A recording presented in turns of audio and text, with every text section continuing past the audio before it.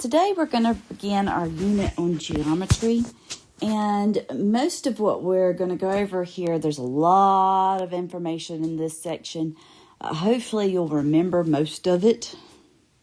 So I'm going to go through it, try to pretty quickly. And it says geometry is one of the most useful topics for real life that you'll ever study. I love geometry. It's my favorite, along with trig. And I like trig so much is because, in case you didn't realize, it's actually where you take geometry and algebra and bring them together. So I think that's just kind of cool. Anyway, its use in the construction of houses, buildings, and roads is almost limitless. The use of geometry in art, music, and other fields of humanities means that geometry is involved in most of the subjects that you will study. So the idea is that we're just going to go over in these first two sections some of the basics so that in the last three sections we can see some of the applications of geometry. A point has no length, width, or shape. So even though we draw it where it looks like a tiny little circle, it's not. It's actually just any point in space, not an actual drawing.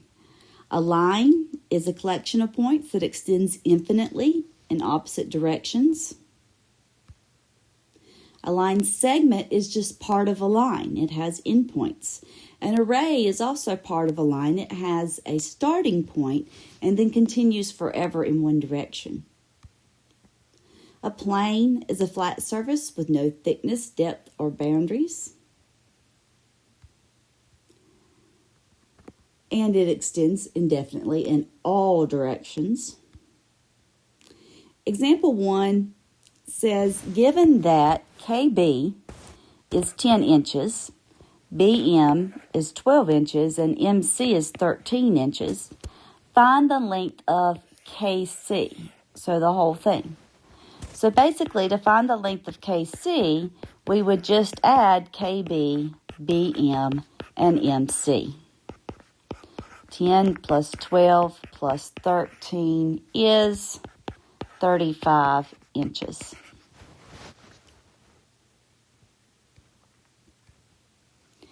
Parallel lines are parallel because they never intersect, no matter how far they extend. A vertex is when we have an angle, the two rays meet at one point. They start at one point, creating an angle. Intersection of two rays. An acute angle measures less than 90 degrees. An obtuse angle is greater than 90 degrees, and a right angle is 90 degrees. A straight angle is a line, basically. It measures 180 degrees. Adjacent angles are two angles right next to each other that share a ray. So like angle AED and angle DEC would be adjacent angles. There's several pair of adjacent angles here. You could say DE or DEC and CEB, or BEA and AED, and so forth. Opposite angles are opposite of each other. They share the vertex, but not a ray. So like AEB and DEC are opposite angles. Or AED and BEC are opposite angles. Complementary angles are two angles who add together to be 90 degrees. So ABD and DBC, their measures would add to be 90 degrees. Supplementary angles like JKM and MKL add together to be 180 degrees. Perpendicular lines cross each other to make 90-degree angles. And be sure in your notes that you are looking at the symbols we use for different things and going over that too. just to make sure you know what we're talking about when we're working problems. Determine if the following angles are complementary. So if they're complementary, then we should be able to add the angles that measure 44 degrees and 42 degrees to get 90. But in fact, if you add those two, you get 86 degrees. So these angles are not complementary.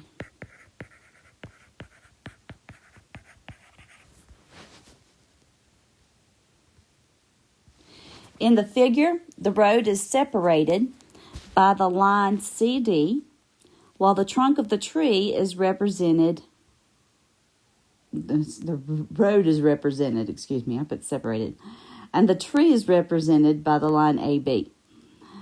The point of intersection of the two lines is labeled as E. Use the definitions to show that angle BED, this one, is supplementary to angle DEA. That's that one. Well, we don't have any measurements, but we know that these two lines are lines and then their intersection, right? So since the combination of the two angles form a straight line,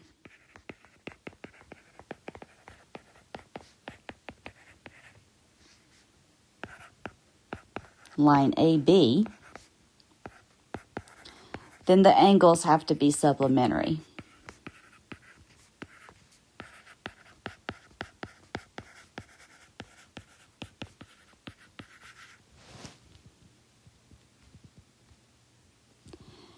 In this figure, find the measure of angle EBD. So we know that the measure from here all the way to here would be 180 degrees.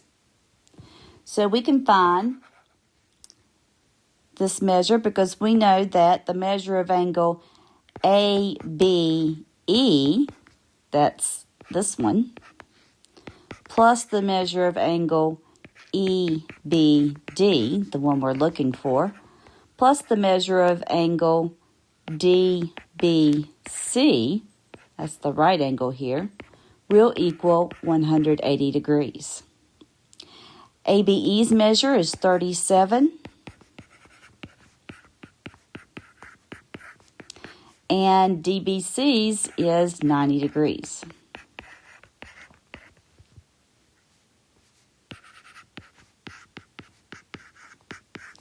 '90 plus 37 is 127. Subtract that from 180.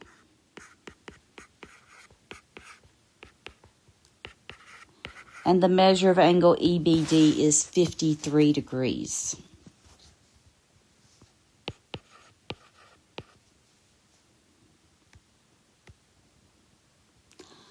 So here's the start of some applications here. Longitude and the prime meridian.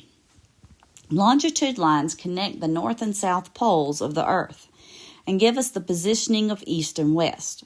With a longitudinal measure of 0, the prime meridian is the starting point that divides the eastern and western hemisphere.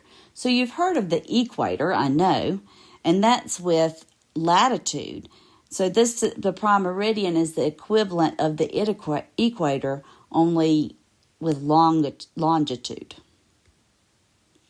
And latitude are lines used to measure the north and south locations on the surface of the Earth.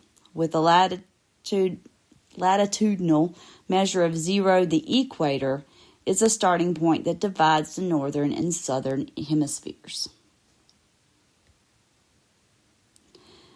Lines of latitude and longitude are measured in degrees, minutes, and seconds. A degree, minute, and second are as follows. So instead of just saying 36.52 degrees, we'll say 36 degrees in so many minutes and so many seconds. 1 degree is 60 minutes. 1 minute is 60 seconds. And 1 second is 61.6 feet. And we're not going to change, when we change degrees, we'll just change them to degrees, minutes, and seconds. But it's useful to know that when dealing with latitude and longitude, 1 second is equal to 61.6 feet. Convert 17.78 degrees to minutes, seconds, or degrees, minutes, second format. So 17 will stay at 17 degrees. We're just dealing with the decimal part. So we need to change 0.78 first to minutes. And we know that there are 60 minutes in 1 degree.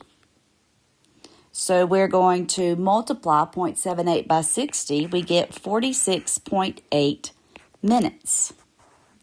Now what we do is we take the 0.8 minutes and change that to seconds. There's 60 seconds in 1 minute.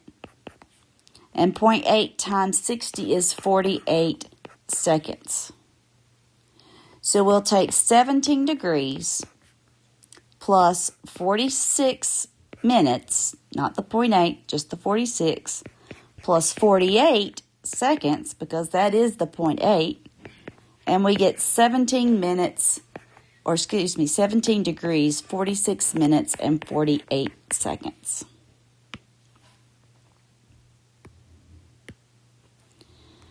Convert 56 degrees, 26 minutes, and 23 seconds back to degrees. So 56 is already in degrees. We're going to take 26 minutes and 23 seconds and change it to all minutes, okay? Or all seconds, actually. So 26 minutes times 60 seconds plus our 23 seconds will end up being 1,583 seconds. We know there are 60 times 60, or 3,600 seconds in 1 degree. So we'll take 1,583 seconds, divide by 3,600 seconds, and we get 0.44 of a degree. So now we can take 56 degrees plus our 0.44 degrees and get 56.44 degrees.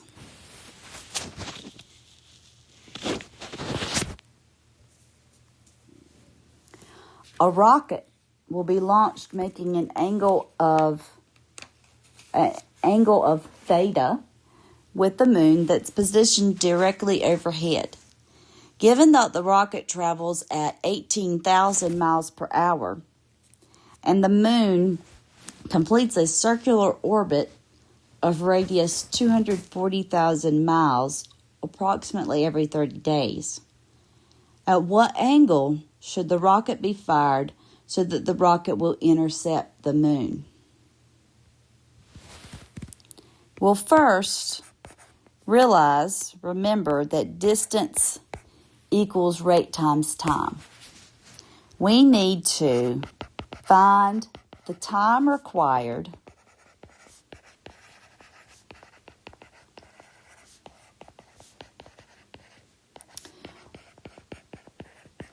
for the rocket to travel to reach the moon's orbit, because we've got to take all these things into account because of the orbit, the movement of the orbit. So if we want time, then we'll just solve for t in our equation. It's d divided by r. So the distance the problem gave us was 240,000 miles. And the radius, or the rate that the rocket was traveling was 18,000 miles per hour. So divide those and you get 13.33 hours. So that tells us how long it takes the rocket to travel to the moon's orbit. And then we have this 30 days that the moon completes a circular orbit every 30 days. So what we want to do is to be able to set up a proportion with 30 days. Let's draw a picture too. If this is Earth, and this is the moon, we're going a distance of 240,000 miles at an angle of theta at 18,000 miles per hour. Okay, so we needed to change 30 days into hours so that we can set up a proportion and both things will be in hours. So there's 24 hours in one day. So 30 times 24 is 720 hours. So now we can set up our proportion because we know that the angle theta is some fraction of 360 degrees, what we would take to complete a circle. And we know that 13.33 hours is a fraction of the 30-day period, which is 720 hours.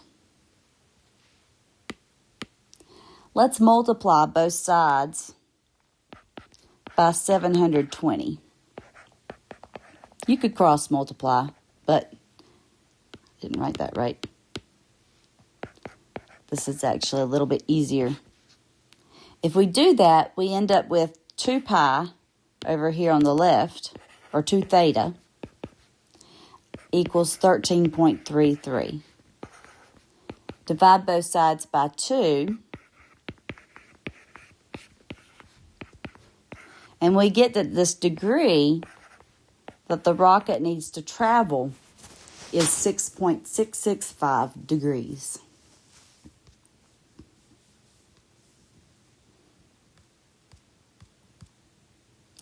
If your location is given in GPS coordinates of 32.75 degrees north, negative 79.98 degrees west, determine whether you are located in the northern or southern hemisphere and whether you are located in the western or eastern hemisphere. Because 32.75 is positive, then that tells us that we're in the northern hemisphere.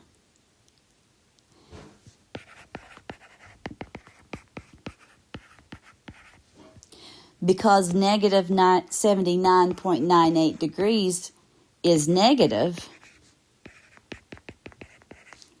and because it's less than its absolute value is less than 180,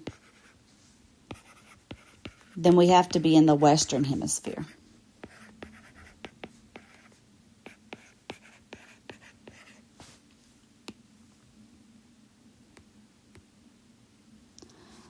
The longitudinal adjustment factor is used to find the distance between lines of longitude at a certain latitudinal measure.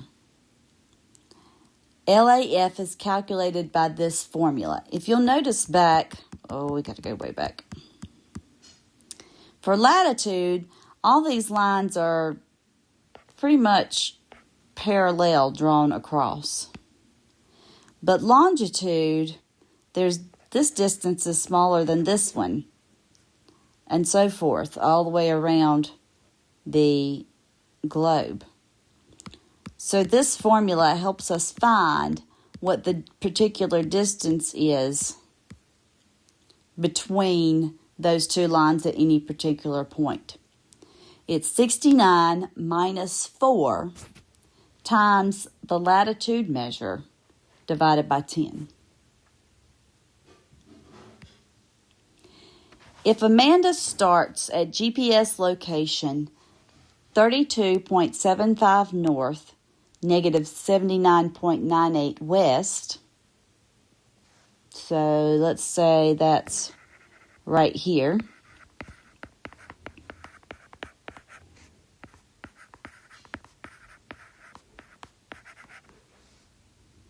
How far away in miles is Amanda from her destination of 35.15 north, negative 90.06 west?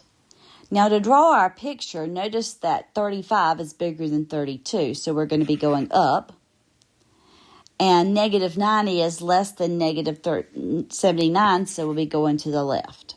So her destination will be somewhere over here up and to the left.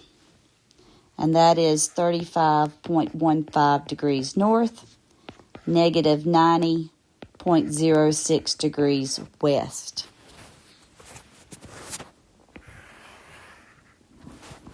Okay. So, a couple of things, additional things that you need to know here for this problem is each latitude degree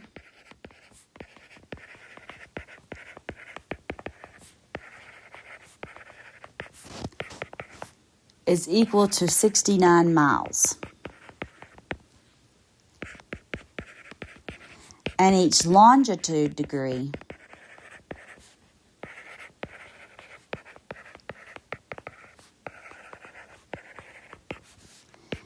is equal to 55 miles.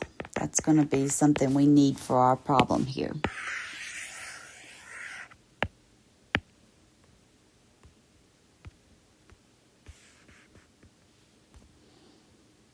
Okay, so basically to find this distance D,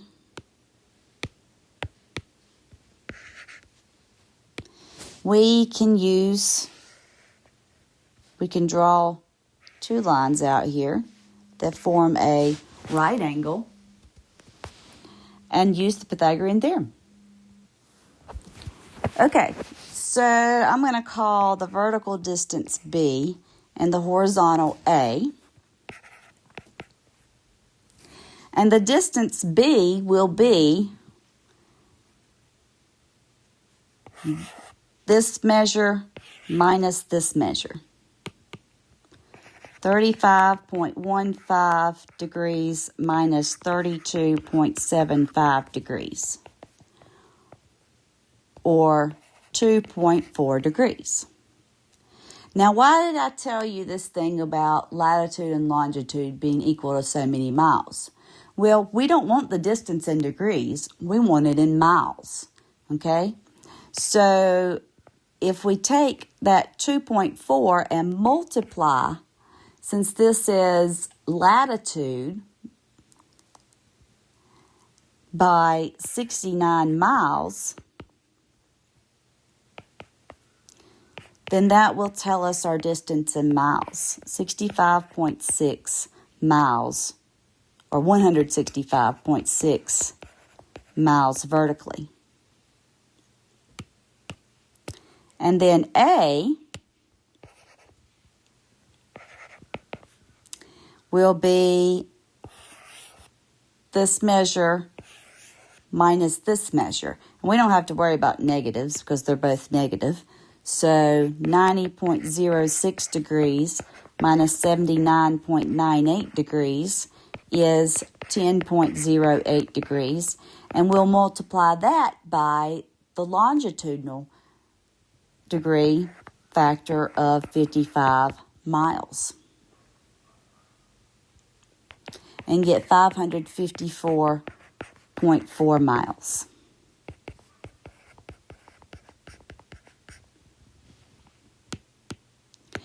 Then all we need to do is use the Pythagorean theorem.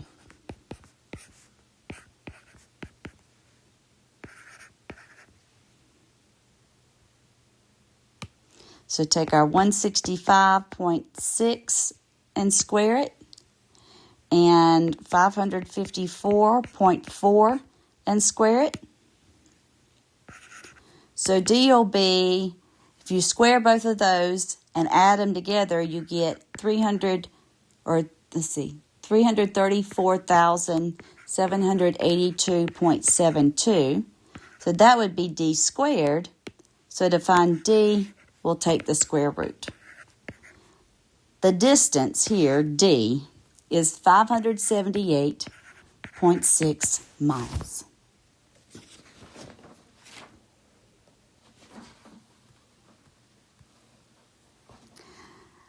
The last few problems, we're going to do a teeny bit of trig, okay? We're not going to talk about the functions sine, cosine, and tangent. Don't worry about that. Don't get scared, okay? You'll do that if you ever decide to take trigonometry. We're just going to use it as it applies to geometry. So the sine of A, if you're looking at this angle here, then sine is opposite over hypotenuse, or A over C. Cosine is the adjacent, the ray adjacent to angle A over the hypotenuse, or B over C. And tangent is opposite over adjacent, or A over B. Okay, so that's all you need to know from sine, cosine, and tangent. And some people use so, ca, to, Sine is opposite over hypotenuse. Cosine is adjacent over hypotenuse. Tangent is opposite over adjacent.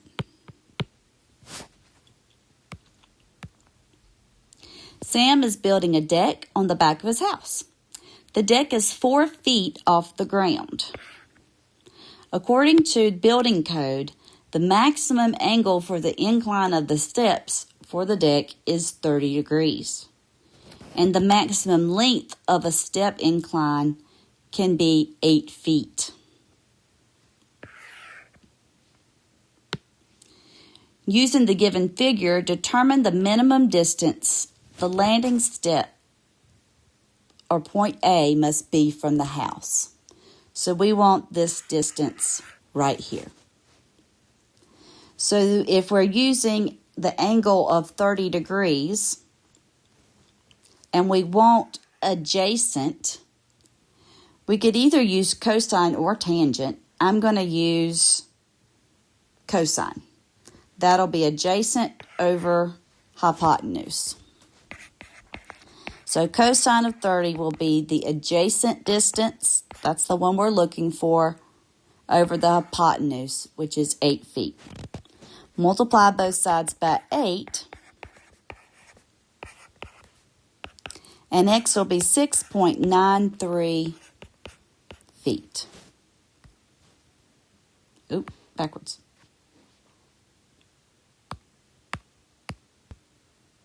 A hiker knows that the distance from point A on a map to another point B is 7 miles. This distance here. She began at point A.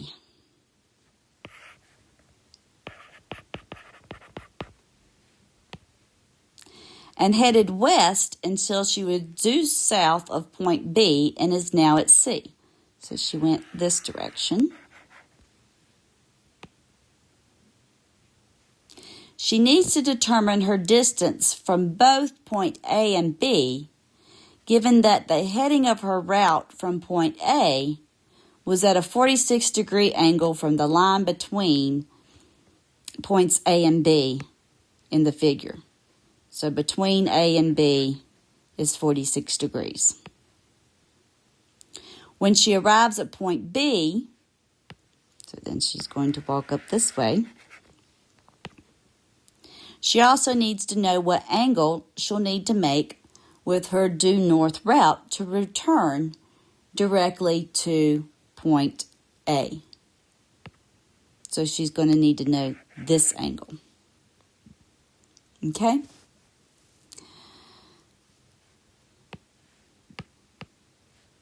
So, she needs to know the distance B and the distance A. It doesn't really matter which one we find first. I'm going to find A first. So A would be opposite over hypotenuse.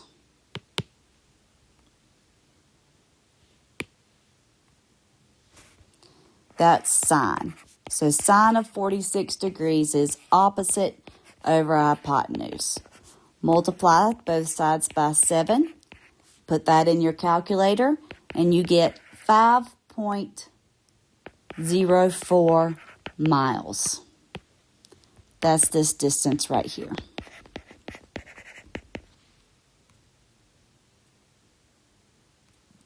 Now, let's find B. We could use cosine if we wanted to, or since we've got this distance and this one, we could just use the Pythagorean theorem, whatever you're more comfortable with.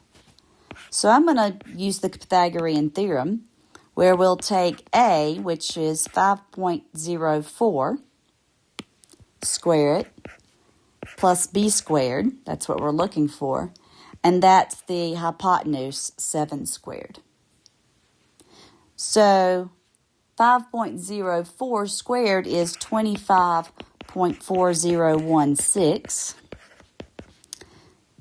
7 squared is 49. So we'll subtract 25.4016 from both sides, and we get 23.5984. So to find B, we'll take the square root of that and get 4.86 miles. Last, she needed to find this distance. Got to change colors. Here. This angle.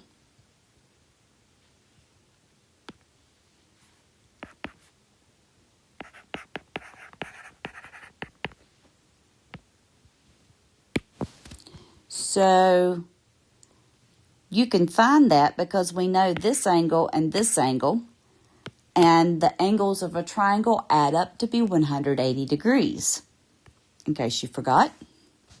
So the measure of angle B plus 90 degrees plus 46 degrees will be 180 degrees.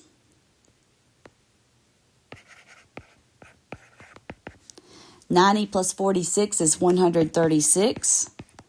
Subtract that from 180, and the measure of angle B is 44 degrees.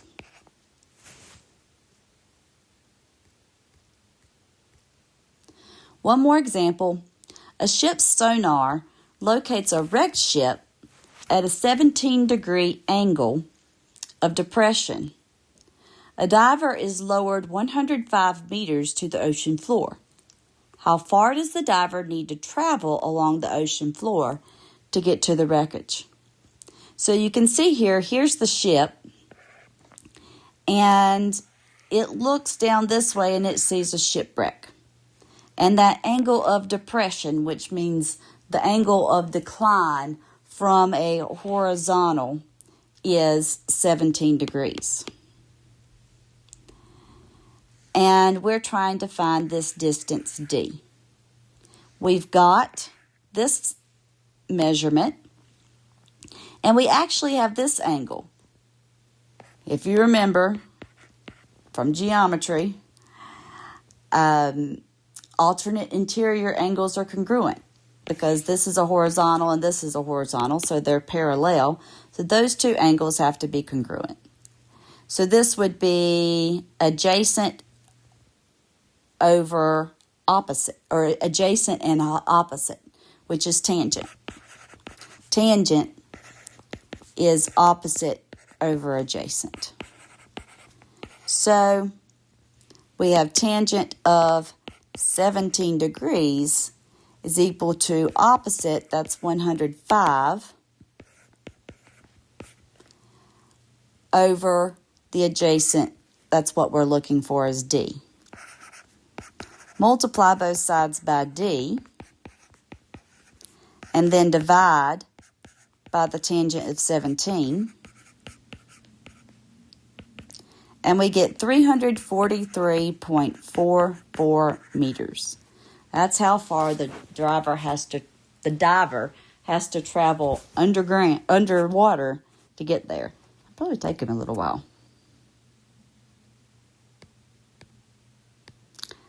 And that concludes our first section on geometry.